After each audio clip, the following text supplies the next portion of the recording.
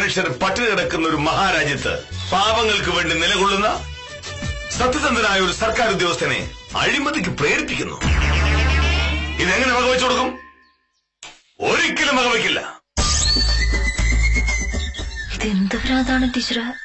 വലിയ ഓഫീസർക്ക് തലയ്ക്ക് വല്ല കുഴപ്പമുണ്ടോ? സമ്മതിക്കില്ല. എന്റെ ശരീരത്തിൽ ജീവന് തുടുപ്പിടത്തോളം കാലം ഈ അന്യായത്തിന് ഞാൻ കൂടിരിക്കില്ല. എനിക്കൊന്നും കേൾക്കണം, ഞാൻ പറഞ്ഞു. എനിക്ക് പോകൂ. കറൻസി നോട്ടിന്റെ തിളക്കത്തിൽ കണ്ണ് മഞ്ഞളിക്കുന്നതല്ല ഞാനെന്ന് നാട്ടുകാരോട് മുഴുവൻ പറഞ്ഞേക്കൂ. മോനേട്ടാ, ഇതെന്താണ് വട്ടായോ? ഞാൻ ഇങ്ങോട്ട് ക്ഷണിച്ചത്. അടുക്കളയിൽ എനിക്ക് ജോലിയില്ലേ?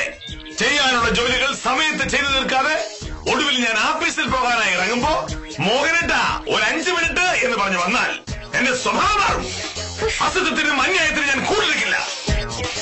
അരി വേഗം ഒരു 5 മിനിറ്റ് കൂടുതൽ എടുക്കുന്നതിൽ ഒരന്യായവും ഇല്ല. അത് മാത്രമല്ല, അടുക്കളയിൽ ഒരു കാര്യം ചെയ്യാനായിട്ട് സമ്മതിക്കുമില്ലല്ലോ. ആ ഫോൺ എടുക്കാൻ മോഹനേട്ടന് നേരമില്ല. അതിന് ഞാൻ തന്നെ വേണം. തഹസിൽദാർ വിളിച്ചിരുന്നു.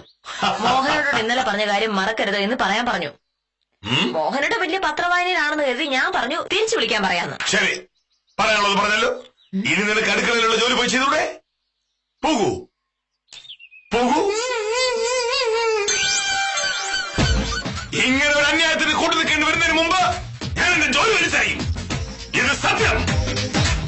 നാട്ടുകാരെ സേവിക്കാൻ എനിക്ക് ഈ ജോലിയുടെ ആവശ്യമേ ഇല്ല. എന്താണ് സാറിന്റെ ഉദ്ദേശം?